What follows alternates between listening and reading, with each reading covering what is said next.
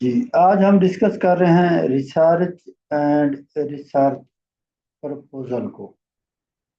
In research और research proposal का difference, यानी सिनॉप्सिस और रिसर्च प्रपोजल का डिफरेंस क्या है। अब हम अगर सपोज करें कि इनको तीन चार पॉइंट के हिसाब से इनका फर्क देख सकते हैं। पहला पहला जो फर्क है वो तारीफ के लिहाज से है। समझ आ रही है ना? तारीफ का क्या मतलब है? तारीफ, ठीक है ना, कि उसमें हम उसको कैसे देखते हैं। तहकीक शुरू करने से पहले पेश किया जाने वाला तफसीली मंसूबा, ठीक है, हम इसको क्या कहेंगे? तारीफ के पॉइंट ऑफ व्यू से अगर हम देखते हैं, हम कहते हैं जो हमारे पास रिसर्च प्रपोजल है, तहकीक शुरू करने से पहले पेश किया जाने वाला तफसीली मंसूबा, ठीक है। अब जो रिसर्च सिनॉप्सिस है उसको हम कैसे डिस्क्राइब करते हैं? तहकीक का मुख्तसर और जामे खुलासा, ठीक है। एक फर्क हमने लिख लिया ना।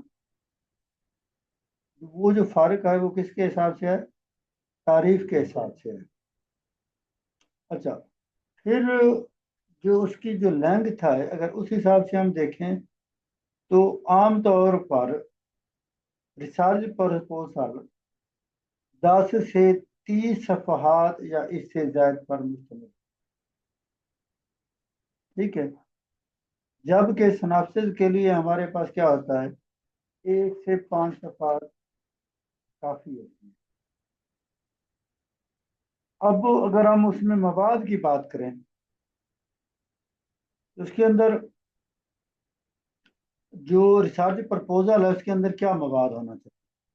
रिसर्च प्रपोजल में मुकम्मल तारीफ, मसला, सवालात, मफरूजात, तरीक़ाकार, अदबी जायजा, शेड्यूल और हवालाजात शामिल होते हैं। और सिनॉप्सिस में क्या होता है? सिर्फ अहम नुकात, ये नुकात, उन्वान, तारुफ, मकसद, सवालात, तरीक़ाकार और अहमियत।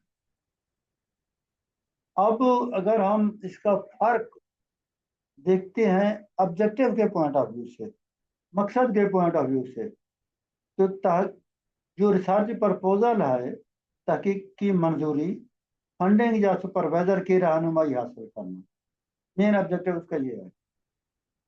जबकि सिनॉप्सिस जो है उसका जो मेन ऑब्जेक्टिव है तहकीक की फाइल या मकाले का खुलासा देना। अगर जमा करा, यानी कि अगर कोई भी हमारे पास थीसिस है, ठीक है ना, या कोई इस तरह की तहकीक है, तहकीक की फाइल या मकाले का खुलासा देना अक्सर जमा करने से कबल ये सिनॉप्सिस दिया जाता है। जब भी आप कोई थीसिस, ठीक है ना, या कोई रिसर्च, तो उसका आप क्या जमा करवाते हैं? सिनॉप्सिस जमा, ठीक है। और जो आपके पास रिसर्च प्रपोजल है वो क्या होता है? तहकीक की मंजूरी, फंडिंग या सुपरवाइजर की रहनुमाई हासिल करना। अब मकासद के बाद हम उसके यूजेस देख लेते हैं, इस्तेमाल देख लेते हैं। रिसर्च प्रपोजल क्या होती है? एम फिल PhD में दाखिले, ग्रांट की दरख्वास्त या तहकीक से पहले पेश की जाती है। समझ आ रही है? अब जो रिसर्च प्रपोजल है, एम फिल PhD में दाखिले, ग्रांट की दरख्वास्त या तहकीक से पहले पेश की जाती है। आमतौर पर तहकीक मुकम्मल होने के बाद या रिसर्च रिपोर्ट के साथ शामिल किया जाता है। अब दो चीजें हैं, एक हमारे पास क्या रिसर्च प्रपोजल है और एक हमारे पास क्या है सिनॉप्सिस है। सिनॉप्सिस आमतौर पर तहकीक मुकम्मल होने के बाद या रिसर्च रिपोर्ट के साथ शामिल किया जाता है। समझ आ रही है ना। अब एक और डिफरेंस है जो लैंग्वेज के पॉइंट ऑफ व्यू से है, जो हम जबान से हम कहते हैं। तो जो रिसर्च प्रपोजल है उसमें क्या होता है, ज़्यादातर रस्मी और तफसीली जबान यूज़ की जाती है, जबकि सिनॉप्सिस में सादा और मुख्तसर जबान खुलासे के अंदाज में बयान की जाती है। ठीक है, समझ आ गई है डिफरेंस बिटवीन।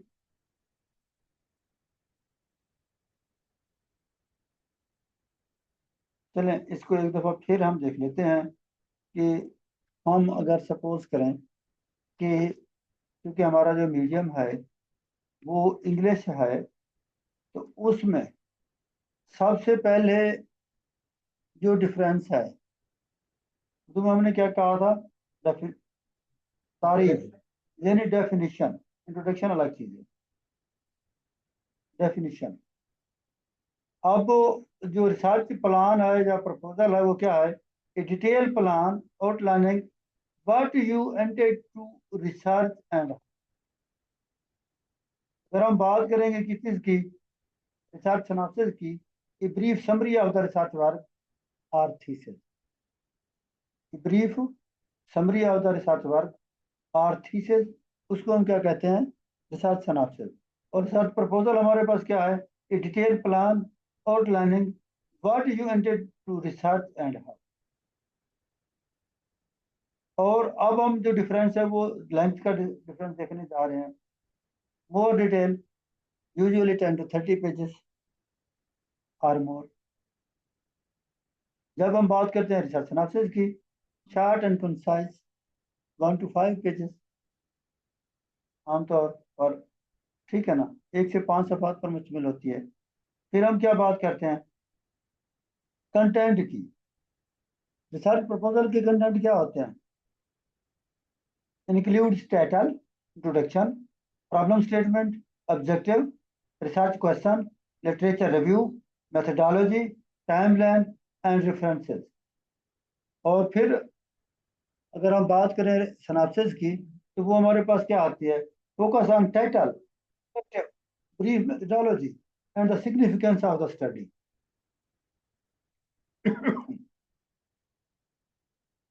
तो अब हमारे पास क्या है जी, अगर हम बात करते हैं किस चीज़ की, अब हमारे पास जो बात करते हैं हम ऑब्जेक्टिव की, पर्पस क्या है, सिनॉप्सिस का पर्पस क्या है, रिसर्च प्रपोजल का पर्पस क्या है, अगर आपसे पूछा जाता है what is the purpose of research proposal, आप में से कोई बता सकता है।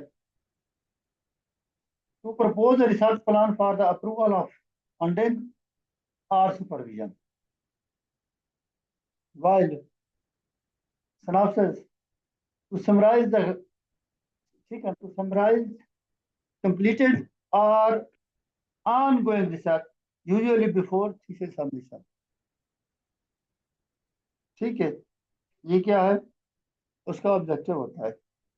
टाइमिंग अगर हम डिस्कस करें, प्रिपेयर्ड बिफोर स्टार्टिंग क्या है, एक्चुअल रिसर्च। जबकि सिनॉप्सिस की अगर हम बात करते हैं, प्रिपेयर्ड आफ्टर और during the research as a summary. ठीक है, लैंग्वेज क्या होती है,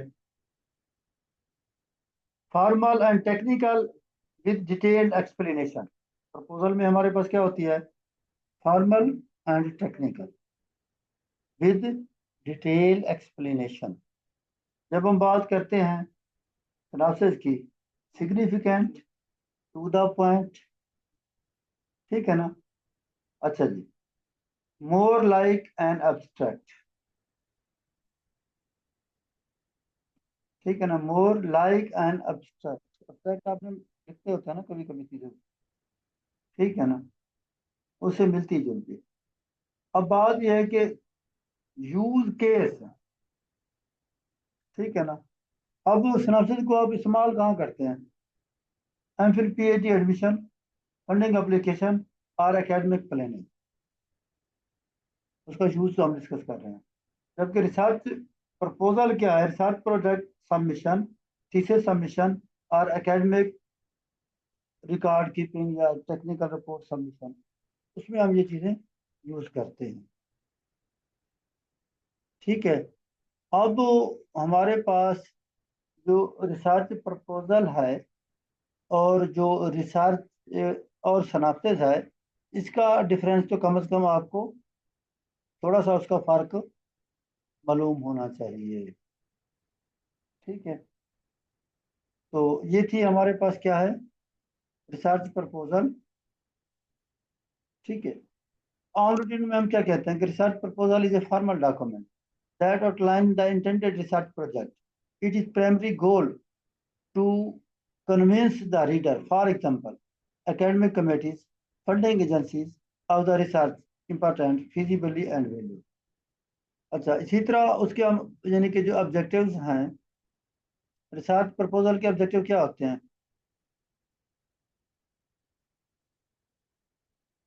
कुछ बता सकते हैं? थोड़ी देर पहले यही उनका फर्क भी हम बता रहे थे ना। To propose research plan for approval, funding और सुपरविजन। ठीक है ना, ये तीन चीजें हैं उसकी। ठीक है। और ये जो यूजुअली हम स्लाइड या इस तरह के जो डिटेल यूज करते हैं, बाज दफ़ा ये स्टूडेंट की बनी होती है, बाज दफ़ा किसी एक्सपर्ट की बनी होती हैं। इनके अंदर जो मटेरियल जो मवाद होता है वो उस तरह नहीं होता जैसे होना चाहिए। ठीक है ना। अच्छा जी। अब हम बात करते हैं किस चीज़ के, कि जो उसकी करेक्टरिस्टिक हैं। ठीक है ना। अब रिसर्च प्रपोजल की करेक्टरिस्टिक क्या है?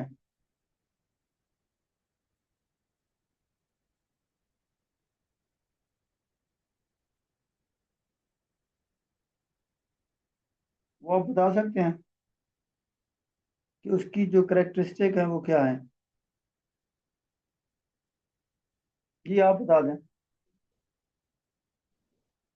जी जी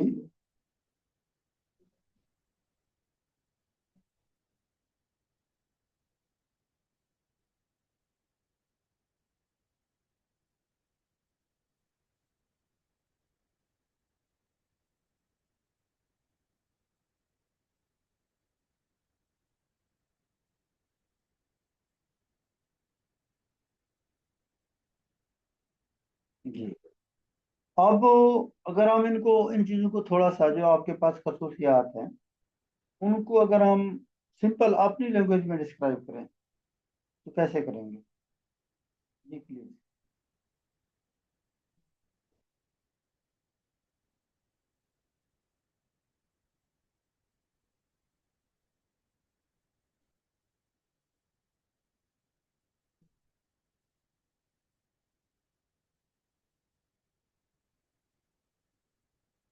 जी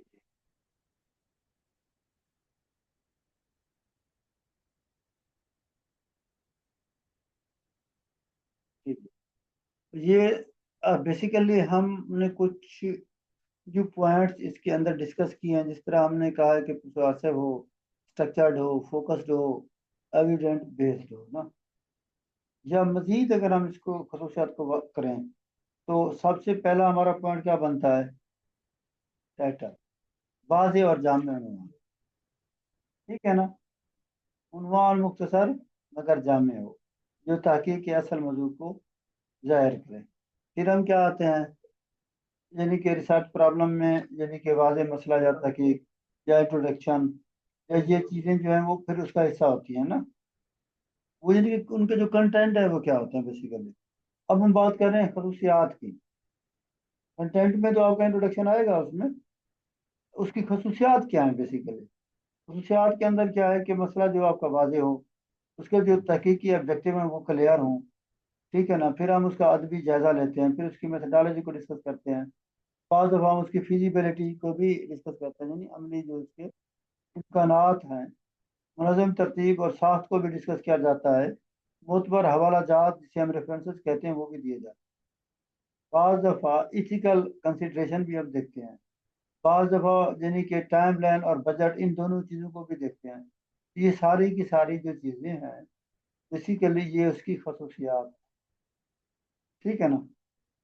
तो characteristic of a research proposal, ठीक है। अब जो की कंपोनेंट है बेसिकली वो क्या है? अब दो डिफरेंट चीज़ें होगी ना, ठीक है ना। हम कहते हैं कि उसकी की कंपोनेंट कौन से हैं,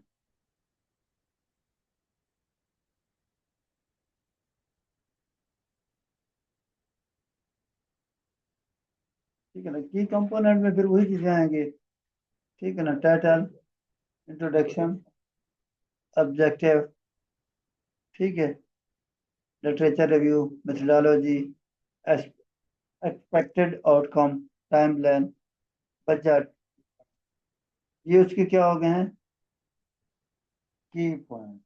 और ये चीज़ें फिर याद रहेंगी कि ये जो चीज़ें हम डिस्कस करते जा रहे हैं, जी। जो वर्ड हम यूज कर रहे हैं इंट्रोडक्शन, या यानी कि पहले वाला तो हमारा है टाइटल, ठीक है ना। तहकीक का वाज़े, जामे और मुख्तसर उन्वान जो तहकीक के मकसद और दायराकार को जाहिर करे। फिर हम कहते हैं इंट्रोडक्शन, तहकीक का पस मंज़र और उसकी अहमियत का तारुफ, जहाँ आप बताते हैं कि तहकीक क्यों ज़रूरी है और उसका मकसद क्या है, ठीक है। फिर जब हम आते हैं रिसर्च प्रॉब्लम की तरफ, ऐसे होता है ना, यानी रिसर्च प्रॉब्लम वो मरकजी मसला आप तहकीक के जरिए हल करना चाहते हैं। ये वो सवाल है जिसका जवाब तलाश किया जाएगा, जिसके जवाब जिस पे आप रिसर्च करते हैं। फिर आप बात करते हैं ऑब्जेक्टिव्स की, तहकीक के वाज़ेह और मखसूस अहदाफ जो तहकीक के दौरान हासिल किए जाएं। फिर हम करते हैं रिसर्च, बाज़ दफ़ा जो सोशल साइंसेज है उसके अंदर क्या होता है, रिसर्च क्वेश्चन भी होता है, उसके अंदर हाइपोथेसिस भी डिस्कस करते हैं। वो सवाल जिनके जवाब तहकीक से हासिल किए जाएं, या मफरूजात जो तहकीक के ज़रिए आजमाना मकसूद। फिर हम बात करते हैं लिटरेचर रिव्यू की, अदबी जायजा, इस मौजू पर मौजूदा तहकीक का जायजा। ये जाहिर करता है कि इसके मौजू पर पहले क्या काम हो चुका है और आपकी तहकीक क्यों ज़रूरी है। फिर हम बात क्या करते हैं मेथडोलॉजी की, तहकीकी तरीक़ाकार, तहकीक करने के तरीके की वजाहत। जैसे हम क्या करते हैं मेथडोलॉजी में, यही होता है ना कि जो सबसे पहले तो हम उसकी वजाहत करते हैं, तो उसके अंदर डेटा कलेक्ट करते हैं, ठीक है ना। यानी डेटा जमा करने के जो ज़राए हैं वो क्या हैं। फिर हम क्या करते हैं, तज्जिया करते हैं, एनालिसिस करते हैं, ठीक है ना।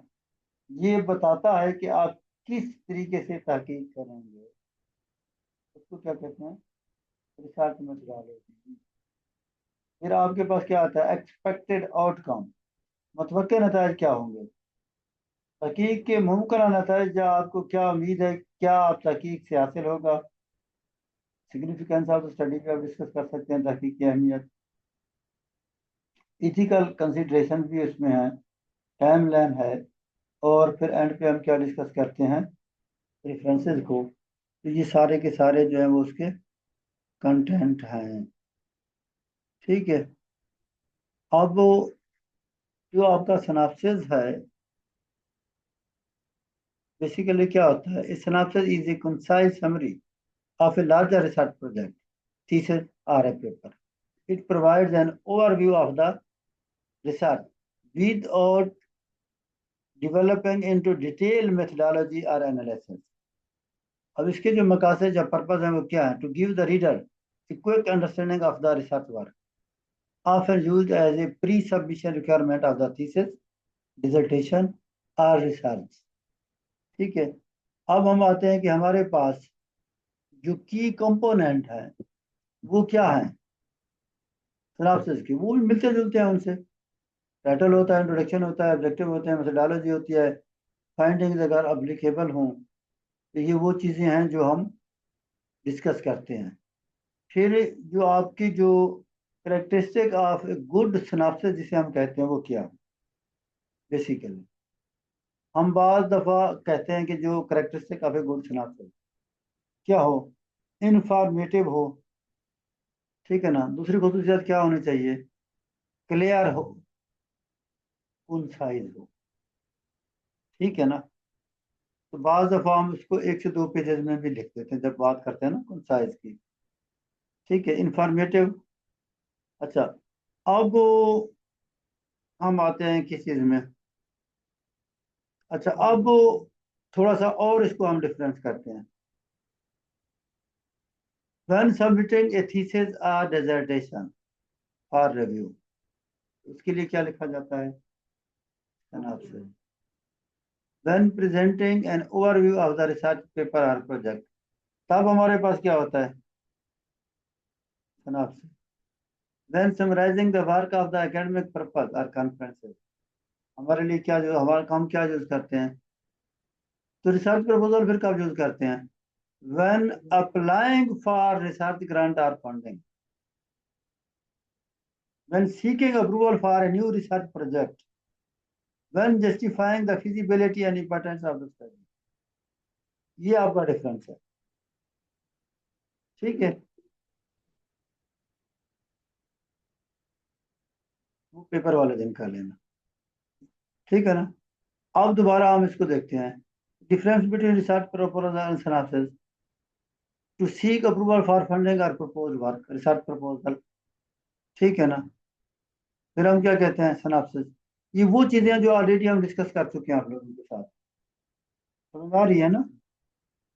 ये जो चीजें हम बार बार डिस्कस करते रहे हैं, थोड़ी देर पहले भी कर रहे थे, तो ये वो चीजें हैं, यानी कि उनका हमने एक डिफरेंस भी दे दिया, difference between research proposal and synopsis. ठीक है। तो फिर हम क्या किस में आते हैं जी? Research proposal.